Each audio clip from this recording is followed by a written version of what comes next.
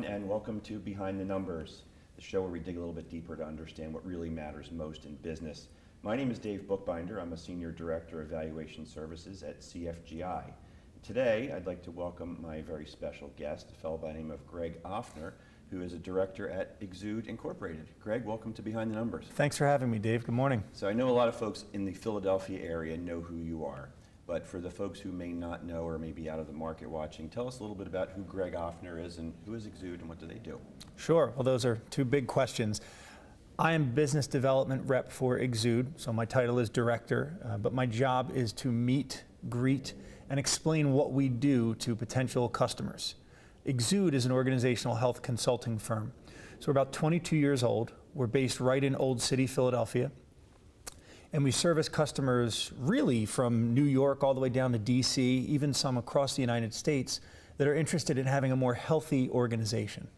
Let's explore organizational health, because that probably means a lot of different things to people watching. How do you define organizational health? Yeah, it can come off almost as a fluffy term because we think healthy, maybe we think celery or riding a bike at the gym, but organizational health really looks at 4 dimensions of an organization, how they function together so that the organization as a whole achieves its goals. So for instance would be employee benefits is on a lot of people's minds right now. The cost of it, if you're an employer, is rising. So that's a component of organizational health, how those benefits support and meet the needs of the employees, right? Because if the employees can't come to work, the business really can't get done. Make sense? Absolutely. So another component of that would be risk management. And most people hear risk management and they think purchasing insurance. And that's certainly one component of risk management. But the larger, the more important component of it is how the organization deals with the non-transferable risks, things that they're not going to insure. For instance, would now be a good time to open up a business in Brazil? That's a risk, right? That's something that an organization would consider under the risk management bucket, but that isn't insurance. So we're looking at the total risk management picture. Now, the other two I'll get into, but you can see how these things seem to really not line up. A lot of times a human resources function deals with employee benefits, and an operations or a CFO is going to deal with the risk management component.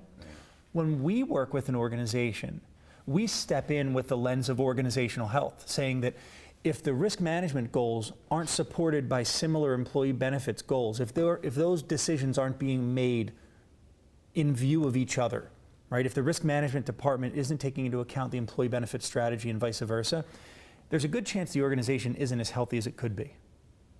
Now, are you able to measure organizational health? Absolutely.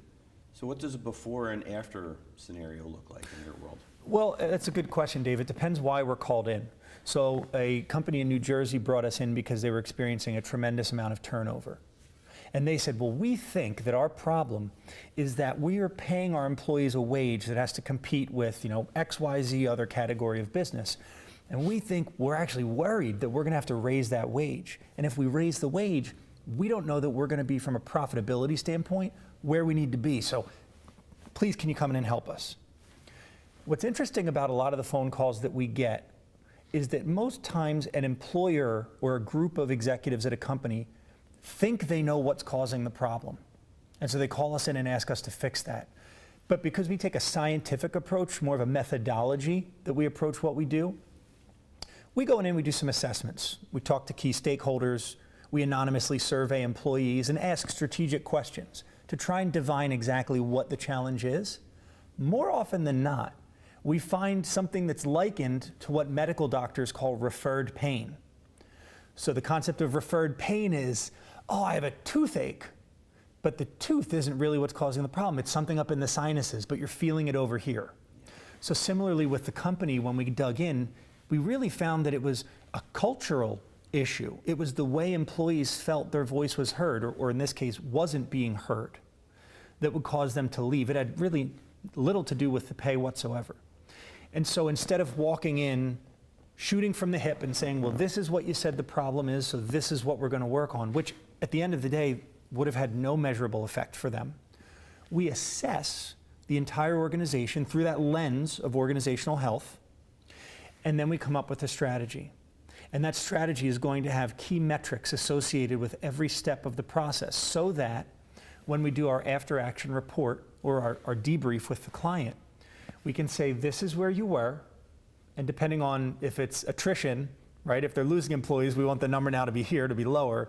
But if it's a profitability or an operational effectiveness, we want the answer to be up here. So we'll say, this is where you were, and this is where you wound up, and this is how we measure the efficacy of what we're doing. And holistically, it's all connected, right? So if you've got a high attrition rate, it's going to impact profitability. And to the extent that you can retain employees, I would think that profitability will just organically, all other things equal, increase. Is that a fair statement? It is, and you really bring up a good point that we can take a step further. If we go back to that organizational health model and the 4 dimensions, most folks wouldn't think that their workers' compensation costs have anything to do with their hiring process or the culture of the organization. But what they would find if they dug a little deeper was that the culture of the employee base, right? How much are they invested in the company? Do they care, or is it a job? Is actually going to directly impact the workers' compensation program. Because what we've found is that when you have high turnover, the employee doesn't become indoctrinated into the culture. And so you might have a company safety culture that you've worked really hard to establish. But if you're constantly churning employees, they're not there long enough to buy into that culture, and you're going to see that reflected in workers' comp losses, claims, and ultimately the cost rising. So we often find out, we often wind up working with organizations on the risk management side of our business that say, my costs are out of control. I keep getting increases, and right now with where the market is, you really shouldn't be having significant increases in your insurance program costs for workers' comp. But they say, I'm getting these big increases, and I have claims out the wazoo, I'm not really sure what to do about it.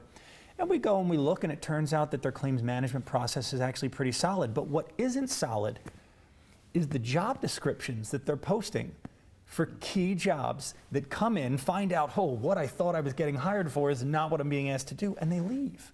Or worse, they stay and do a poor job. Since we're on Behind the Numbers, I'll share a statistic with you. 85% of the American workforce is either actively disengaged or not engaged at work. And actively disengaged is the real number that we have to worry about, because they're not just showing up and watching Netflix. They're showing up and grabbing 8 other people to watch Netflix. They're taking other people's focus away from the job. They are launching a silent revolt of your employees, if you will. Yeah, and you haven't even scratched the surface in talking about toxic employees, which I think raises the bar even further than just a disengagement, because the disengaged folks are watching Netflix, all things equal. It's not productive, but it's benign. But when you go from disengaged to toxic, then it really gets ugly. Yeah, and that's a good point, Dave. Those are toxic is another word for those actively disengaged, right? So that actively disengaged means that I'm looking to spread my discontent. Right. Yeah, and so that really plays into what we do. Those other 2 dimensions fall under our human capital management practice, right? So total rewards is a component of that practice. So that's all the non-cash compensation, the non-benefits, healthcare benefits that we would provide, that an employer would provide to their employees. Looking at that is tremendously important, because that adds value on that employee balance sheet. When an employee says, well, I get paid $20 an hour to work here, right? Our clients get trained to create a worksheet that they share with their employees that shows the total benefit of working at an organization. So the cash comp is $20 an hour. But the other benefits that are provided, maybe it's pet insurance, maybe it's some long-term care insurance options or some group life insurance options, whatever the benefit is, that's a cost that the employer's paying, a benefit that the employee is receiving, and it should be factored into the value of working for that organization. And what we find, Dave, is that too often companies are not taking credit for the hard work that they do in giving their employees options. Or, what's more problematic, is companies are spending money to give their employees options that the employees don't want. And it's because they've never surveyed them. And so the survey falls into that 4th dimension of what we do in the human capital management practice. And that's really assessing and understanding what an organization's operational strategy is, where do they want to go as an organization, and then understanding what their culture is, right? Because strategy is what we want to do, right? Culture is how the work gets done. It's how we get there.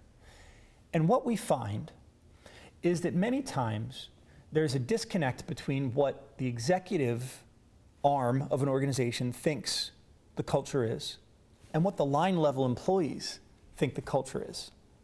So here's a free tip for any of the viewers watching. If you're an executive, you should go and speak with several of your senior management team and just ask them, define the culture of our organization, right? And culture isn't ping pong tables and comfy chairs. Define the culture.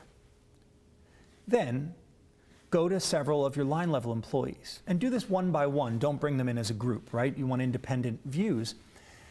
And I would be very surprised if a significant amount of people that try this find the answers are the same. And that's a really simple identifier of a culture that needs some intentional tweaking. Yeah, intentional is the key word. I've had some guests on the program who did some interesting things around culture, and the key word always was intentional. Mm-hmm. So before we go any further down that path, Greg, tell folks how they can contact you if they want to learn more about what you do. Absolutely. So I have presence on all the major social media networks: Facebook, LinkedIn, Twitter, Instagram. My name is Greg Offner, Jr.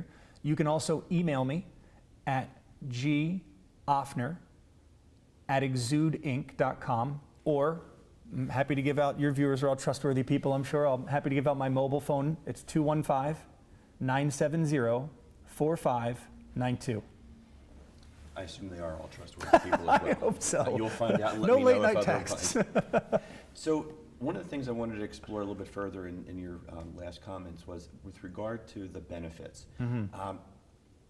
At what point, is there a tipping point where employees are thinking beyond compensation in terms of an employer, and they're looking to those other types of benefits? And you can define what they may be, but what is the tipping point for an employee to start thinking beyond compensation in terms of the value of their employer? Wow, that's a great question. And if I could wave a magic wand, it would be the moment that people take a job. I think at a young age, it's natural to wonder, well, what's the paycheck look like?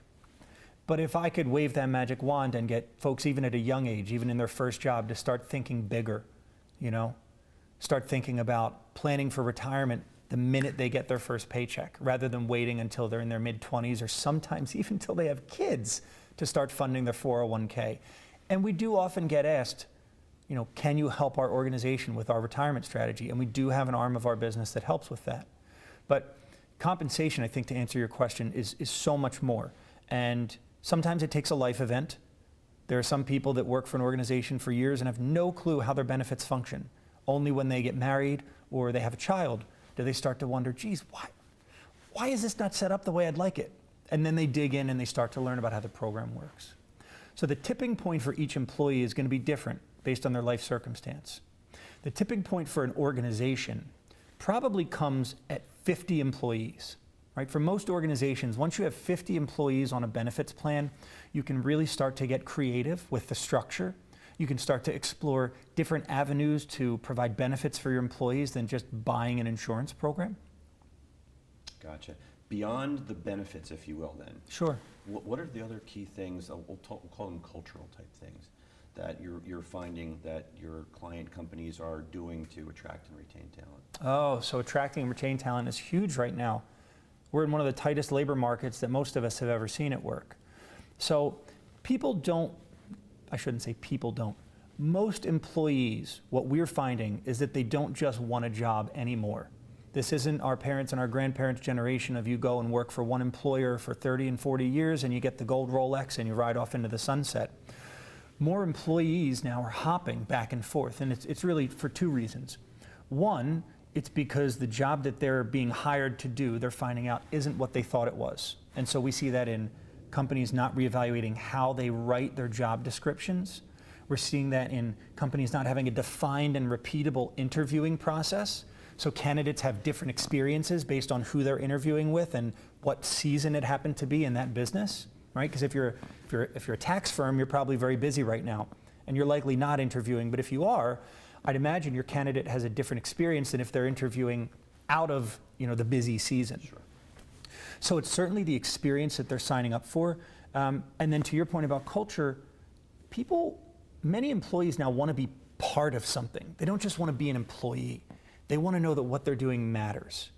And for some folks, you know, in my role, I can see that my job matters. When I'm doing my job well, our company is growing, I'm helping other businesses. And so that's a tangible result. But maybe if you're in a less public-facing role, something where you don't leave the office very often, it may be hard for you to see that what you're doing matters. And so we work with our clients and help them engage their employees in that conversation through over-communication, right? Ray Dalio's book, Principles, he talks about the concept of radical transparency. And that may not be appropriate for every company, but many companies are finding that, you know, what's happening is out in the public sphere. There are websites like Glassdoor, Facebook, Instagram. I mean, you can't hide what happens inside an office anymore. It's being broadcast out into the public sphere. So rather than be afraid of that, some of our clients are learning how to embrace that and proactively take that message and make it one that resonates with not only their employees and their clients, but their prospective employees. You know, when somebody looks for a job nowadays, they're not just emailing or sending their resume into some HR person. They're on LinkedIn, they're on Glassdoor. They're looking at what people say about this organization. They're looking at the comments under Google articles, under the news feed, right?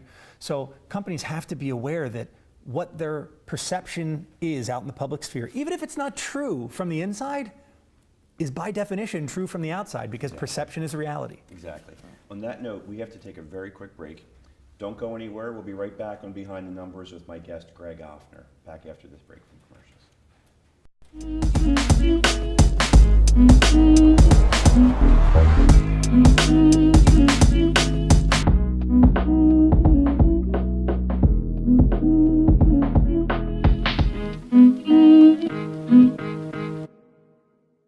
Choosing Medicare coverage can be a very confusing and complicated process. Help is just a phone call away, 856-226-4800. As a licensed insurance agent, I'll assist you in making an informed and confident decision on a Medicare plan that meets your needs, lifestyle, and budget. Call me today for a free, no-obligation Medicare benefits consultation, 856-226-4800. When did you see the sign? When I needed to create a better visitor experience. Improve our workflow. Attract new customers. That's when Fast Signs recommended Fleet Graphics.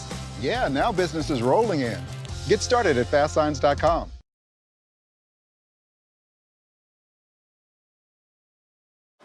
What do I want to be when I grow up? Maybe a musician? A veterinarian? Maybe an equestrian? A mommy? Well, why not be all these things and more? Consider joining me, Dr. V, with friends and colleagues as we explore a wide range of topics together. V is for variety, here on RVN TV.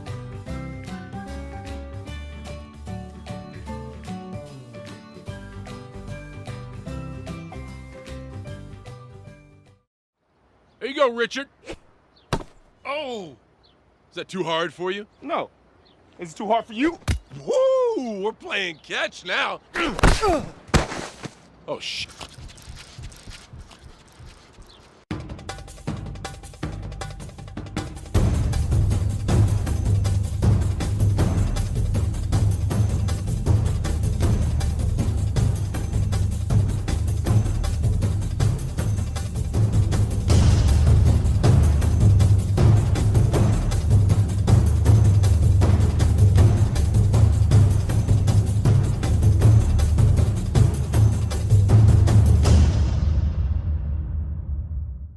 Why should you choose Rowan College at Gloucester County? Low cost, the #1 nursing program in all of New Jersey. More than 70 programs of study, including selective admissions. With record enrollment. A premier partnership with Rowan University.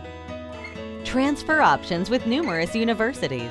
4-year degree options on our campus. Rowan College at Gloucester County. Now you're thinking.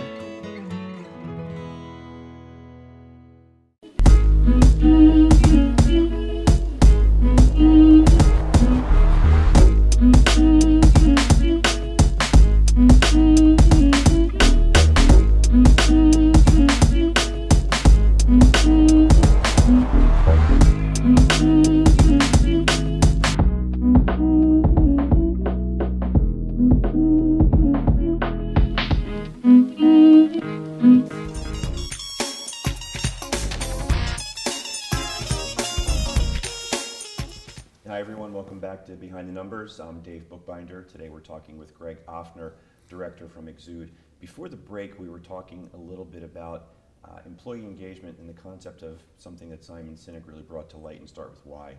Millennials have gotten a lot of credit for wanting to be part of an organization that's doing something that's greater than punching a clock. They want to be a part of a mission, something larger than their job description. And you alluded to that pretty articulately in the last segment. How else is the workforce changing, whether it's the mission or other ways in engaging people? Well, something that employers are reckoning with is that for the longest time, baby boomers were a significant component of the workforce, something on the order of 60% in the last few years. That number is changing drastically. I think by the year 2022, millennials are going to account for at least 48% of the workforce. And that's really being felt as the transition moves into millennials being in leadership positions. And so we've got a really interesting component that affects how business is done, in that you've got some folks in your workforce who didn't really experience technology until they were in their, let's say, 40s, right? The computer and the email wasn't really prominent for them. You've got some folks that are straddlers, right? And I fall into that generation. So I didn't have a cell phone until sophomore year in college, right? But I knew what a computer was. Email was kind of a thing when I was in high school, but it wasn't really necessary. I remember even in my first job, the first week or two, at one point my boss called me and he said, "I've sent you all these things that we're talking about that you say you haven't seen. Like, I've sent them to you in your email." And I said, "Oh, I haven't checked that yet." Right? Because, I mean, think about that. Think about not checking your email for 2 weeks. It wasn't a thing back then. It didn't matter to me. Now we check our email multiple times a day, I'm sure. Then you've got this other segment of your workforce who literally had an iPad in the cradle with them, right? So recognizing the expectations of each of those generations about why work gets done, how work gets done, who's to do it, is so different. And we find that clients come to us saying, we've got this problem and no idea how to make the culture coalesce into one group, one mission, one direction, because it's just such a weighty problem that companies are now just starting to investigate dealing with. Yeah.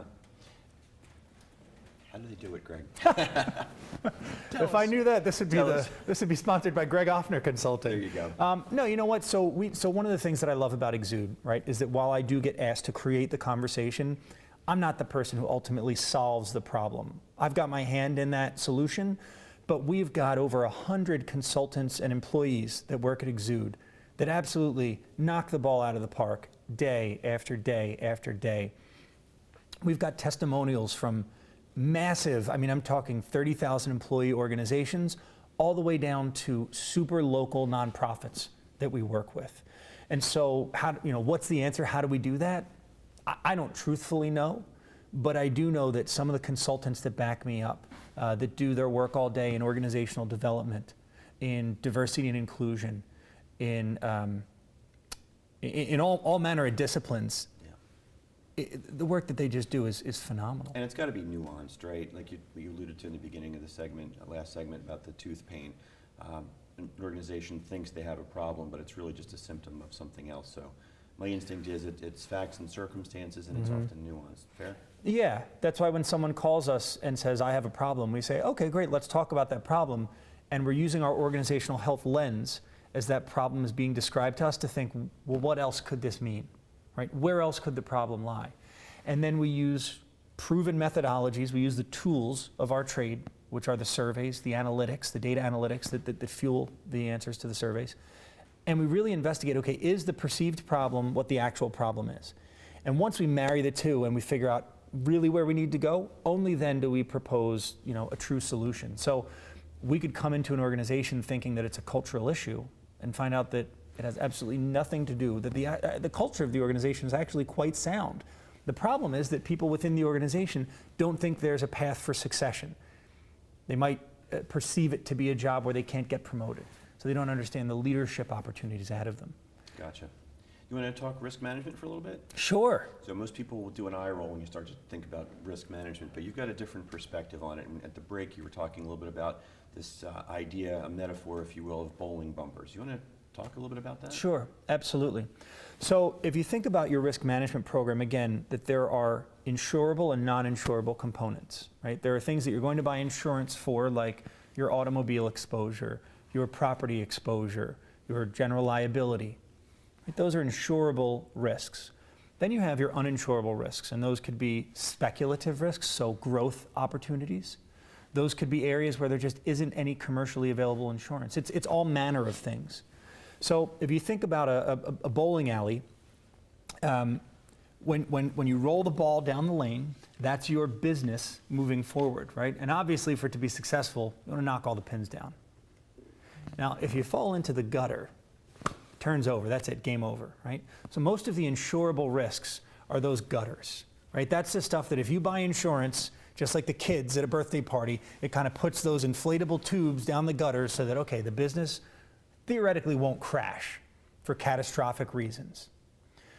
But risk mitigation and some of the other aspects of risk management are kind of like, well, is the ball going straight down the lane, or is it just going to knock the last 2 pins on the side over, right? Are we going to be wildly successful and have a strike? Which I guess in some business cases, you don't want a strike. But are we going to succeed in our mission and knock all the pins down, or are we only going to get 1 or 2, right? And so most brokerage organizations focus on what they get paid for. Why wouldn't they? It makes a lot of sense for them, right? They place insurance. And along the way, if you ask a question or two, you get some great advice, I'm sure. Because we approach an organization with that organizational health lens, of course we're looking, and of course we're able to make sure that the best policies and the best language is sourced for our client. But in addition, we're linking that risk management program to the employee benefits side of the business, to the total rewards side of the business, to the human capital side of the business, and making sure that every link in that chain is mutually reinforcing. I'm sure you've heard the quote, a chain is only as strong as its weakest link. You can have a great risk management program in place, but if the culture isn't there, you're going to have 2 employees that figure out how to game the system. There's a way for any rule to be broken, right? What do they say? Locks only keep honest people honest, or something like that. Having a sound risk management program is important, and having insurance policies to back that up is great. But organizations are only truly healthy when they marry that with a great culture, with a strategy that reinforces that culture, and with a culture that enables that strategy to get done. Remember, strategy is what we want to do. Culture is how the work gets done. Yep. We only have a couple minutes left, so before we have to wrap, why don't you tell the audience how they can contact you? Sure. Again, by phone, it's 215-970-4592. By email, or you can contact me via any social media channel, Instagram, Facebook, LinkedIn, Twitter. I'm sure there's one that I've forgotten, but I'm pretty easy to reach, Dave. He's everywhere, and some people may know you as the dude from Exude as well. I have been called that from time to time. It's easily findable. Again, only have a couple minutes left. Sure. I want to take the conversation back to benefits quickly here. Okay. Is there a popular benefit right now that employees are really craving, that it's almost become mandatory, if you will? Well, there's a big conversation around paid parental leave and what that looks like. That's probably not going to factor into one of the things that is being decided upon by employers right now. What employers should be mindful of is that when employees were surveyed, I believe it was a Gallup survey, when employees were surveyed, there were 3 key things that they were looking for in a job, okay? One was flexibility of work environment. 2 was the opportunity to learn and train and develop themselves. So we've got a flexible work environment, right? The opportunity to learn and develop my skills. And then we've got flexible hours. So they not only wanted to be able to work from home, if possible, with their job, but they also, in terms of flexible work hours, wanted to be able to say, what I'm doing isn't really customer facing, it's kind of process driven. So if you can imagine an accountant for an organization. I can. Sure you could. You could do that at 4 in the morning. You could do it at 11 at night. It doesn't have to necessarily get done during business hours. So where employers can be flexible, they really should think, and I believe that this convergence of baby boomers, Gen Xers, Gen Y, Gen Z, Gen everything else, everyone coming together now that we've got this almost melting pot in offices of generations, I think that really is going to move that needle forward and make companies that were a little bit more conservative become a little bit more progressive because the labor market's so tight and they need to keep their employees that they have, that they want to keep, and they need to attract the top talent that they need, right? I think to do that, they're going to need to try and tick all three of those boxes. Great insights. Thank you so much for sharing. It was a pleasure. It went very, very quickly, as it always does. Today, my guest was Greg Offner, director from Exude, and this has been Behind the Numbers. Until I see you next time, I'm Dave Bookbinder. Take care. Greg, thank you. Cool.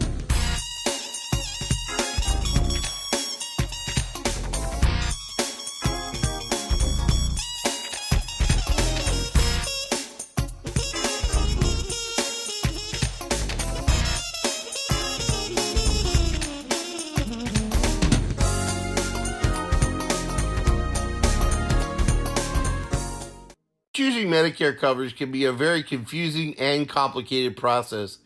Help is just a phone call away, 856-226-4800. As a licensed insurance agent, I'll assist you in making an informed and confident decision on a Medicare plan that meets your needs, lifestyle, and budget. Call me today for a free, no obligation Medicare benefits consultation, 856-226-4800. When did you see the sign? When I needed to create a better visitor experience. Improve our workflow. Attract new customers. That's when Fast Signs recommended fleet graphics. Yeah, now business is rolling in. Get started at fastsigns.com.